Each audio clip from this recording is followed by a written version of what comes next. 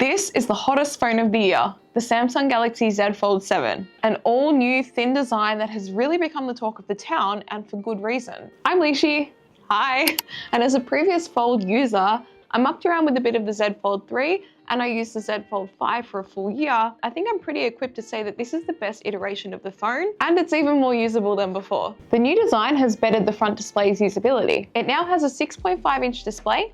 That's a 21:9 ratio, making it wider in the hand to actually use and use comfortably. The previous models just couldn't get the front display right. It felt way too narrow and too hard to type on. So now it just works, getting pretty close to the S25 Ultra. But of course it is a foldable, so there is an internal display. Meet the 8-inch main display, as bold as ever, but looking a lot more premium given how thin and light the phone now is. We're talking 215 grams, 4.2 mils thickness when it's opened, and when it's closed, it feels more like an S25 Ultra, which I think is a good thing because it doesn't feel chunky anymore. It is 8.9 mils thick when closed. Overall, it just feels like a really good phone to hold in the hand. I never thought I'd be able to say that about a Z Fold, but we're finally here.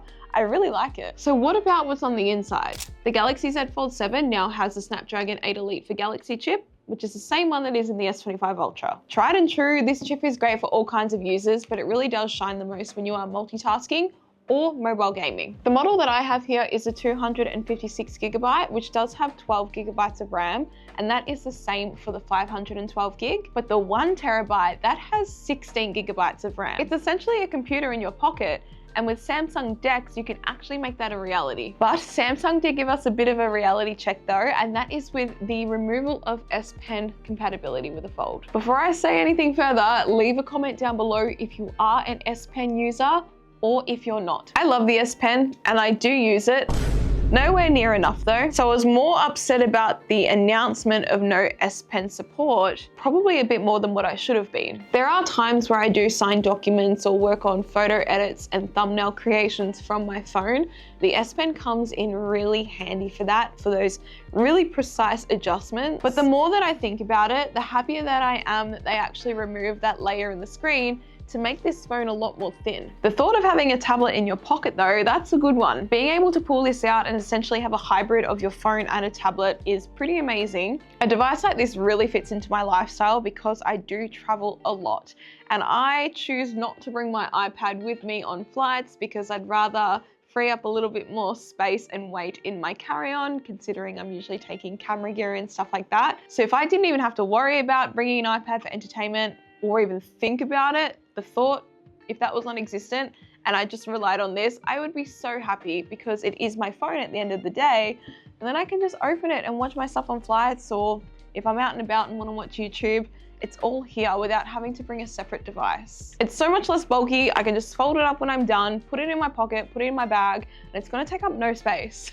It is honestly the perfect hybrid device, especially now more than ever, given that the screens are slightly bigger and I don't know, they just fit much better in my hand. I actually think that the Galaxy Z Fold 7 is more fit for purpose for me than what the S25 Ultra is. And if you haven't caught up yet, I switched back to Android. I'm using the S25 Ultra as my main everyday phone. I did that about a month ago, maybe over a month ago now, and I am loving being back. I think these phones are just better than ever, so it's such a good time to be back in the Android world. But enough waffling, let's talk about the cameras in this thing. The main camera is now 200 megapixels, the same as this. It's been upgraded from the 50 megapixel camera that the Z Fold 6 had, and it's good. I don't really have many issues with Samsung cameras, especially as of late.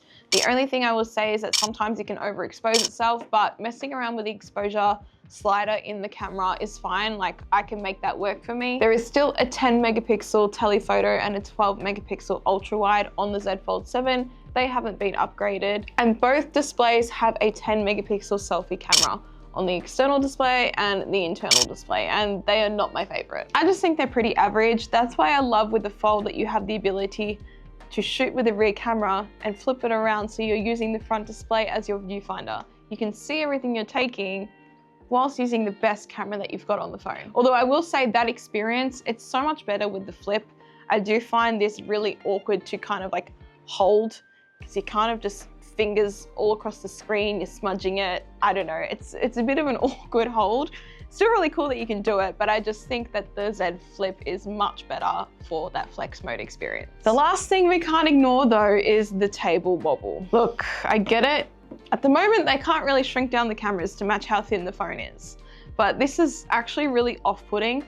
I want to use this phone without a case, but I feel like I have to put a case on it just to counteract that wobble. I guess it's not really an important complaint, but it is still something that I don't particularly like. But a few more features to list. This does have a 4,400 milliamp hour battery. I don't have any opinions on the battery yet because I really haven't had this phone long enough at all. I've had it for about a week. It's not really enough to say the battery is this, the battery is that.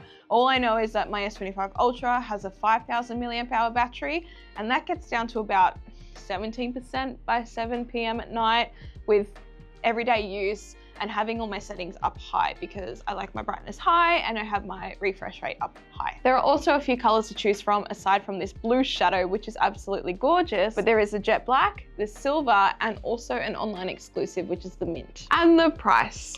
This is my issue as to why I probably won't be buying my own Z Fold7 as much as I desperately want one. The 256 gigabyte that I have here, that is going for 2,899 Australian dollars. That is nowhere near enough storage for me. I need the 1 terabyte. That's 3,349 Australian dollars.